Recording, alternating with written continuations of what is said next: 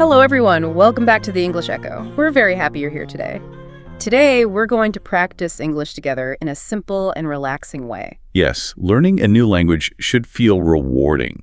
It should not feel like an endless struggle. Exactly.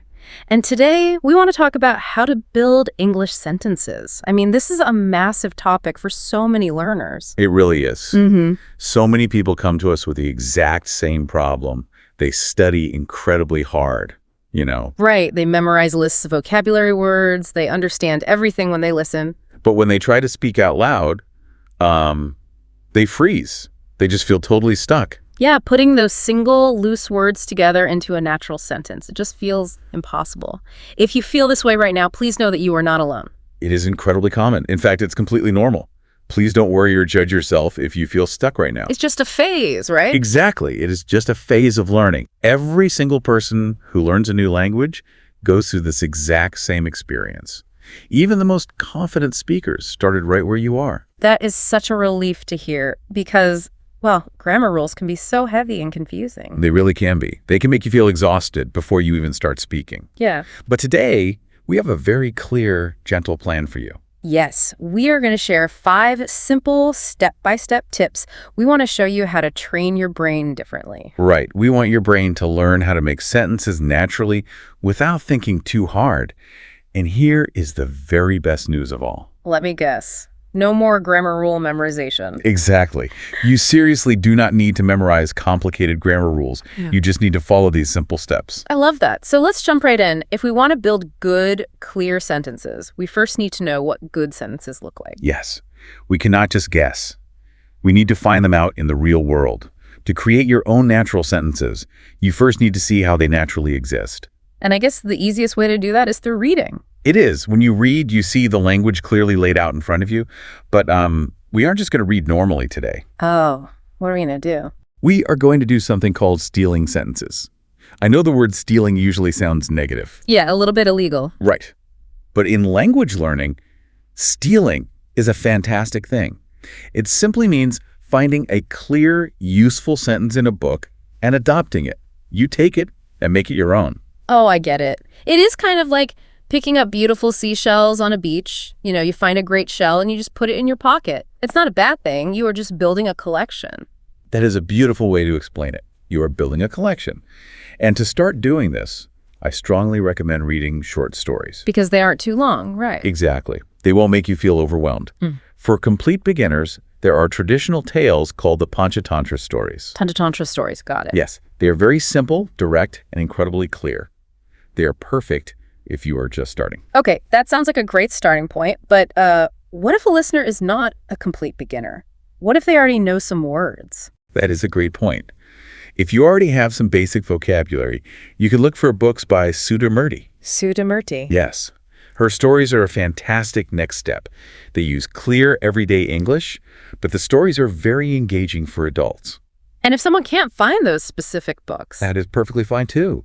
You can simply go online and search for simple short stories in English. You will find hundreds of great options. Awesome. So we just pick a story and read it. Well, here is the most important part. There is one specific rule you must follow. You must read the same story at least 10 times. Wait, really? 10 times? Yes, 10 full times. And you must always read it out loud. You cannot just read it quietly inside your head. You have to speak the words into the room. I have to admit, reading the exact same story 10 times sounds like a lot of repetition. Wouldn't it be better to read 10 different stories to learn more words? I know it sounds like a lot, but there is a very specific scientific reason for it. It is all about how our brain recognizes patterns. Okay, how does that work? Well, when you read a story for the first time, your brain is only focused on the plot. You just want to know what happens to the characters. Right, you are just trying to understand the meaning. Exactly. But when you read it the second, third, and fourth times, you already know the ending. So your brain relaxes. Because it is no longer worried about the story, it finally starts paying attention to the language itself. Oh, wow. That is brilliant. By the time you read it for the 10th time, your brain fully consumes the structure. It subconsciously notices where the verbs go. It notices the prepositions. It's like pattern recognition. You drink the language in until it feels normal. Yes. After reading the same sentence out loud 10 times, the structure stays deeply inside your memory. Soon you will start naturally thinking in English. That actually makes so much sense. You stop translating in your head. It reminds me of listening to a new song on the radio. Oh, how so? Well, the first time you hear it, you just notice the beat. But if you listen to that same song 10 times in your car, you suddenly know all the lyrics. Exactly. You didn't study the lyrics with a textbook. Your brain just absorbed them. So reading short stories 10 times is a powerful first step. But reading is still only half of the picture, right? Because real people don't always speak like books. That is very true. When we talk in daily life, we use emotion. We use different rhythms. Right. We need to move from the written word to spoken conversation. And to do this, we can watch English videos online to steal more natural phrases. Yes, watching videos is excellent. Actually, I have a note here about a specific romantic video series called Love Buster. Yes, watching a romantic video series is a surprisingly perfect way to find natural conversational English. So you might find a video titled something like, CEO falls for migrant beauty. You watch these characters interact and you pick up their everyday phrases. Exactly. In a romantic video, a character might look at someone and say, "I've been waiting for you." I've been waiting for you. That is a really useful phrase. It is. You hear it, you notice the emotion, and you steal it. But I have to ask, why romantic videos? Honestly, isn't that a little bit funny or distracting? I totally get why you might think that, but there is a very practical reason. Romantic stories are driven by big human emotions. Right. People are happy, sad, angry, or in love. And when information is connected to strong emotion, our brains remember it much faster. Because the stories are dramatic, you want to know what happens next. You won't get bored. Okay, that makes sense. If I watch a science documentary, I might fall asleep. Exactly. And look at what the characters are actually doing. They go on dates, they argue, they apologize, they talk about their daily lives. Which is the exact everyday language we need. Okay, I am convinced. So we are reading our short stories and we are watching our romantic videos to steal phrases. Yes, you're collecting all these beautiful tools. But here's my problem. If I hear a phrase, I am going to forget it by tomorrow. Where do all these stolen sentences go? They need a safe place. You need to create a sentence diary. A sentence diary. Okay. It is just a simple notebook. Whenever you read a story or watch a video and hear a phrase you want to use, you write it down. Just one word. No, you write the whole sentence. And this leads to the biggest secret of this whole method. Oh, I know what you're going to say. It goes against everything we learned in school. Yes. You seriously do not need to study grammar. Just forget the grammar rules. Forget them completely. Yes, your brain actually learns grammar backwards. You master grammar by using complete natural sentences first. When you practice whole sentences, your brain automatically figures out the rules. That is amazing. It's like building a house. Instead of trying to mix the clay to make your own bricks, which is like hard grammar, you just use beautiful ready-made bricks to build your house quickly. That is the perfect analogy. Just use the ready-made bricks. But there is one more thing you must do with your diary. What is that? Every single day, you must write 3 simple original sentences about your own life. Just 3. Just 3. For example, I recorded a video today. Or, I am happy.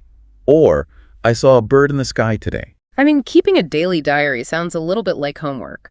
It shouldn't feel like a chore because it connects the English language to your real life. When you write about your own day, it becomes personal. And when language is personal, it is much easier to remember. That connection to real life is huge. But what happens if I try to write my 3 sentences and I make a mistake? How do I check my work without a teacher? This is where we use modern technology. You can use an AI tool like ChatGPT or Gemini to be your personal coach. Right. Almost everyone has this on their phones now, but a lot of people don't use it for English. Exactly. The trick is to be very specific. Do not just type, "Teach me English." Because that is way too broad. Right. Instead, ask specific prompts. You can type, "Give me 10 sentences that I can use in my daily conversation." Or correct my sentence and tell me my mistakes. Yes. You can even ask it to generate a simple short story for you to practice reading. But do you think talking to a computer might feel a little intimidating for a beginner? They might not know what to ask. I completely understand that feeling. It can seem scary. But AI is actually the perfect coach because it has infinite patience. That is true. It never gets tired. And it never judges you. I will walk you through exactly how to do it. Just open the app and type, "I'm a beginner learning English. Please give me 5 simple sentences about drinking coffee." Oh, that is very simple. Yes. And instantly, it'll give you 5 clear sentences. You can steal them and write them in your diary. So we have our stories, our videos, our diary, and our AI coach. It is an amazing system. It really is. But none of this works if the English stays trapped inside our heads, right? This is the absolute core of language learning. You have a mouth and a tongue. You must use them. Do not just read silently. You really have to physically open your mouth. Every single time you read, speak out loud. It's completely okay if you are not a perfect English speaker right now. Everyone starts out making mistakes. It is like learning to ride a bicycle. Yes, exactly like that. You can read books about bicycles all day long, but eventually you just have to get on the bike and pedal. And you will definitely wobble at first. Right, you might even fall down. But you have to try. I know it feels scary to speak out loud at first, but remember this beautiful truth. Even the most fluent speakers started out struggling with language. The only difference is that they chose to open their mouths. That is so inspiring. They just chose to try. So to finish up today, I want to leave you with a gentle challenge. Oh, I love a challenge. What is it? Look around your room right now. What is one simple object you see? Okay, maybe a chair or a window. Right. What is the very first stolen English sentence you can build about that object in your mind today? Give it a try. Thank you for listening to the English Echo. Keep practicing English every day. See you in the next episode.